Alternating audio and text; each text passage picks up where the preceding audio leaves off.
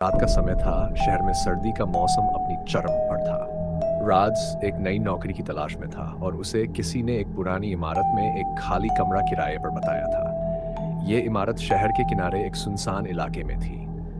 बाहर से इमारत खंडहर जैसी दिखती थी, लेकिन राज को कमरे की सस्ते किराए की वजह से वहां जाने पर कोई आपत्ति नहीं थी।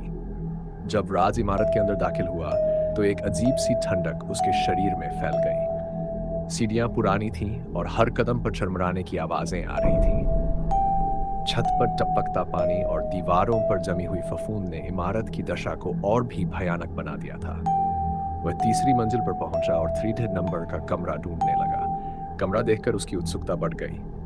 दरवाजा थोड़ा जर्जर था और उस पर अजीब से निशान बने हुए थे, मानो किसी ने नाखूनों से खरोंचें मारी हों। राज ने दरवाजा खोला और कमरे के अंदर दाखिल हुआ। कमरा बड़ा था, लेकिन अंधेरे और नमी से भरा हुआ। दीवारों पर पुरानी तस्वीरें लटकी थीं, जिनमें चेहरे धुंधले थे, मानो वे सदियों पुरानी हों। कमरे में घुसते ही उसे एक अजीब सी घुटन महसूस होने लगी, जैसे कोई अनदेखी शक्ति उस पर नजर रख रही हो। उसने जल्दी से अपने सामान को एक कोने में रखा और सोने की तैयारी करने लगा। रात का समय हो गया था और बाहर हवाएं तेजी से चल रही थी। अचानक कमरे में हल्की सी खड़खड़ाहट की आवाज आई।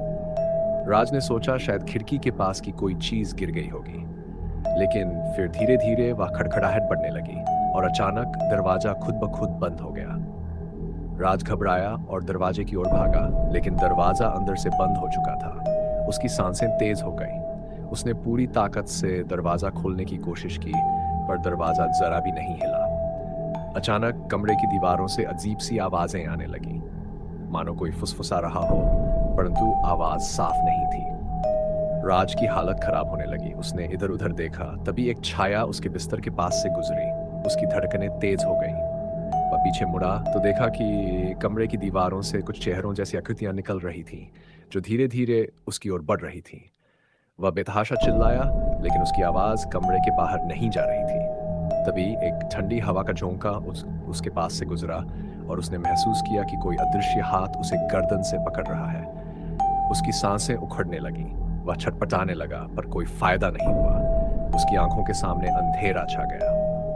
अगली सुबह जब इमारत के चौकीदार ने कमरा थाई खोला, तो राज का शरीर बिस्तर पर पड़ा था। उसकी आंखें खुली थीं, लेकिन उनमें जीवन की कोई किरण नहीं थी।